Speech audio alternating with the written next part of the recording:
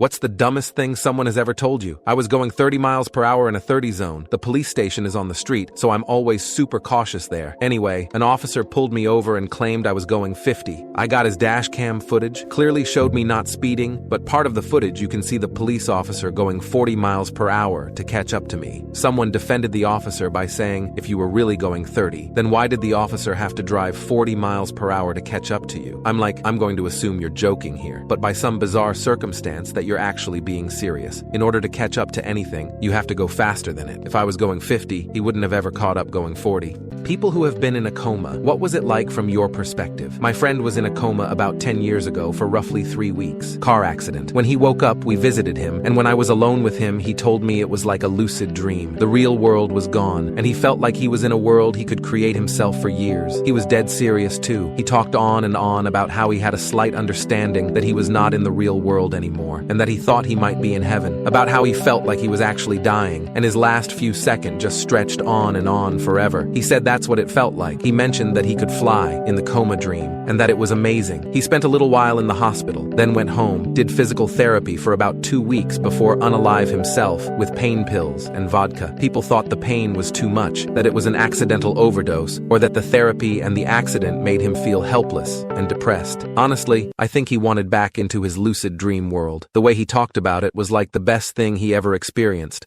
Teachers, what is the most delusional thing you've seen a parent do? I teach 3rd grade. One of my kids who made A's on nearly everything had gotten an 87 on a creative writing assignment the morning of the day after I passed the papers back to them. She came up to me looking a little embarrassed and said her mom was going to come in around noon to talk to me about the grade. Past teachers had warned me that this girl had a helicopter mom, but I hadn't had any bad experiences with her yet, and we were a couple of months into the school year. Not sure enough, right as the lunch bell was about to ring, the door burst open, and in storms, helicopter mom. She looked furious. I could tell she was about to lay into me in front of my entire class. But then a piercing metallic shriek hit my ears. One of her rotors clipped the wall, and she just started falling apart and spinning out of control. A rotor flew across the room and unalived 2 and injured 3. And then she crashed into our terrarium and burst into flames, unaliving the class's pet frog, Scooter, and Shrapnel from the wreckage pepper the front row of kids.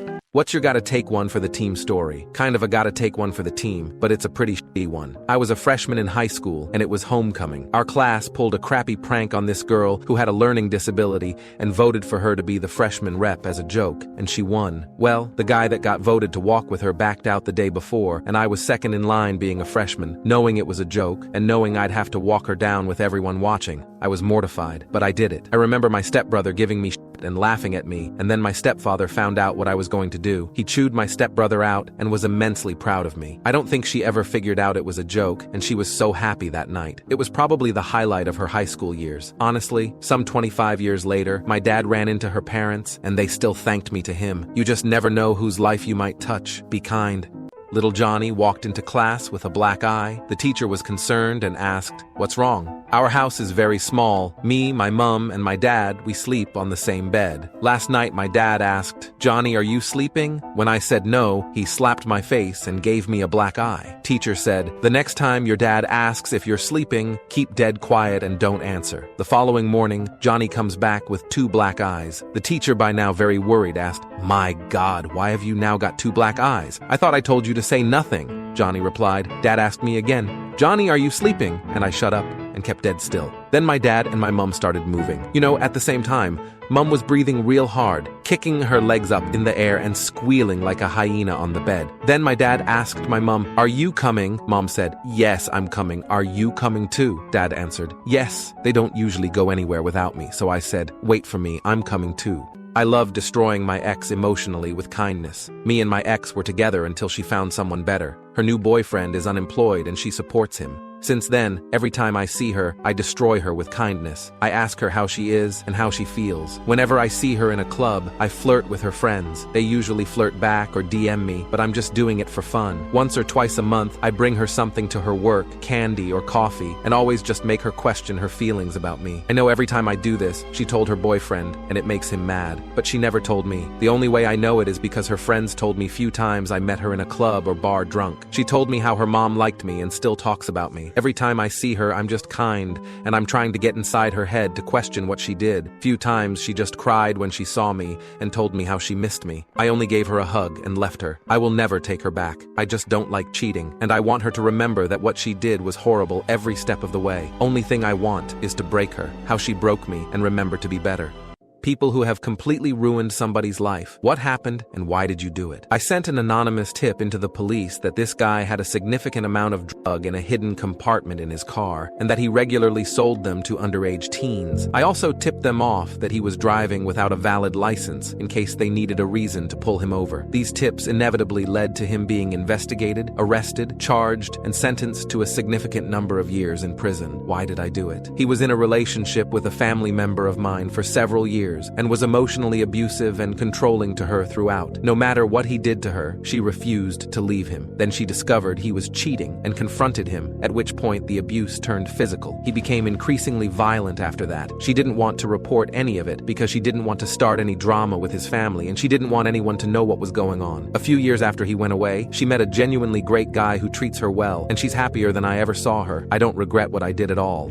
A blonde woman is caught in a snowstorm. She didn't panic, however, because she remembered what her dad had once told her. If you ever get stuck in a snowstorm, just wait for a snowplow to come by and follow it. Sure enough, pretty soon a snowplow came by, and she started to follow it. She followed the plow for about 45 minutes. Finally, the driver of the truck got out and asked her what she was doing. She explained that her dad had told her if she ever got stuck in a snowstorm to follow a plow. The driver said, "Well, I'm done with the Walmart parking lot. Do you want to follow me over to Best Buy now?" My friend thought I was AFK, and I heard her conversation with her mom. So recently, a friend from school tested positive, and she's been lonely. So I mentioned Minecraft in a convoy one day, and long story short, I gave her my gamer tag, and we've been playing together for a few days. We don't say much, but we call while we play sometimes. Yesterday I went off, but we didn't mute, so she started talking to her mom. After a minute, I was just by my phone doing something else, so I heard she had a convo that went similar to this. "Mom, who are you playing with?" "Friend, my friend from school. They've been playing games with me while I'm quarantining." "Mom, oh, that's sweet. What are they like?" "Friend, they're really nice. We don't say much, but they're really funny." "Mom, I'm glad someone is keeping you company." "Friend, yeah, it really means a lot to me. They're a really good friend." Shortly after that, she stopped and I came back acting like I hadn't heard a thing. It really made me happy. I have very few friends, and I don't open up a lot, and I was worried I was annoying her. It's nice to hear her say she liked my company, especially not because I asked her or something. She just said it. I've been thinking about it all day. I can't wait until she's better. One day I might try being myself a little more. It made me happy.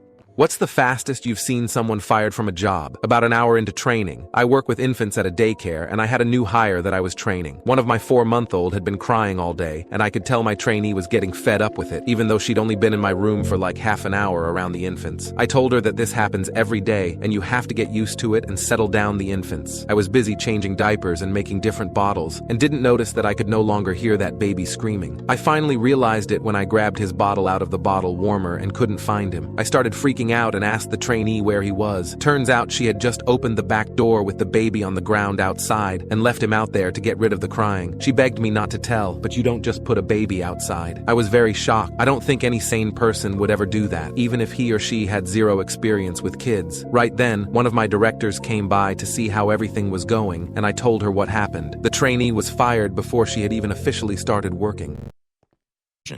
Thanks for watching. Don't forget to subscribe.